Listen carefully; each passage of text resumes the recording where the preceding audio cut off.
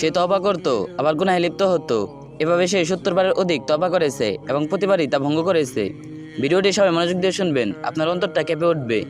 বিখ্যাত তাবেঈ হযরত হাসান বসরি রহমতুল্লাহ আলাইহি এর হাতে আব্বাস নামের এক যুবক তওবা করেছিল, কিন্তু সে ছিল দুর্বল চিত্রের। সে তওবা করত, আবার গুনাহে লিপ্ত হতো। এভাবে সে 70 বারের অধিক তওবা করেছে এবং প্রতিবারই তা ভঙ্গ করেছে। জীবনের শেষ মুহূর্তে যখন তার মৃত্যু ঘনিয়ে এলো, সে তার মাকে বলল, মা, দয়া করে হযরত হাসান বসরি রহমতুল্লাহের কাছে যাও, তাকে আমার কাছে নিয়ে এসো, যাতে আমি শেষবারের মতো তার হাতে তওবা করতে পারি। হয়তো আল্লাহ আমাকে মাফ করবেন। বৃদ্ধা মা হাসান বসরি রহমতুল্লাহের কাছে গেলেন এবং সালাম দিয়ে বললেন, আমি আব্বাসের মা, আমার ছেলে মুমূর্ষু অবস্থায় আছে, সে আপনার হাতে তওবা নবুয়ত করতে চায়। হযরত হাসান বসরি রহমতুল্লাহ আলাইহি ভাবলেন, বারবার তওবা ভাঙলে মানুষের মন পাপের প্রতি ভয় কমে যায়। তাই তিনি তাকে শিক্ষা দেওয়ার জন্য এবং তার মনে সত্যিকারের অনুশোচনা জাগানোর জন্য কঠোরতা দেখালেন। তিনি বললেন, যাও, এমন লোকের আমার কোনো প্রয়োজন নেই যে বারবার তওবা করে আর তা ভঙ্গ করে। মা কাঁদতে কাঁদতে ফিরে এসে ছেলেকে জানালেন, বাবা, তোমার খারাপ কাজের জন্য শায়েখ আসতে রাজি হননি।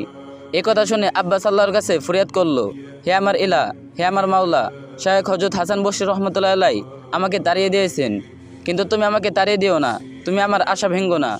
সে মাকে বলল, মা, আমি মারা গেলে তুমি আমার কপালে পা রেখো এবং আমার গলায় রশি বেঁধে আমাকে বাজারের রাস্তায় টেনে হিঁচড়ে নিয়ে যাও, আর বলবে যে আল্লাহর অবাধ্য হয় তার শাস্তি এটাই। হয়তো আল্লাহ তাআলা আমার এই অপমান দেখে দয়া করবেন।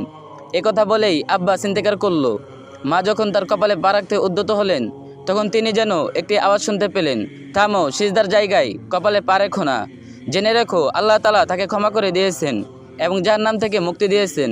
মা খুশি হয়ে তাকে গোসল দিয়ে দাফন করলেন। সেদিন রাতে হযরত হাসান বসরি রহমতুল্লাহ আলাইহি এক আশ্চর্য স্বপ্ন দেখলেন। কেউ তাকে বলছেন, হে হাসান, তোমাকে কিসে বাধ্য করলো আমার বান্দাকে আমার রহমত থেকে নিরাশ করতে? আমি তো তাকে সৃষ্টি করেছি এবং আমার রহমত সব কিছুতে ঘিরে আছে।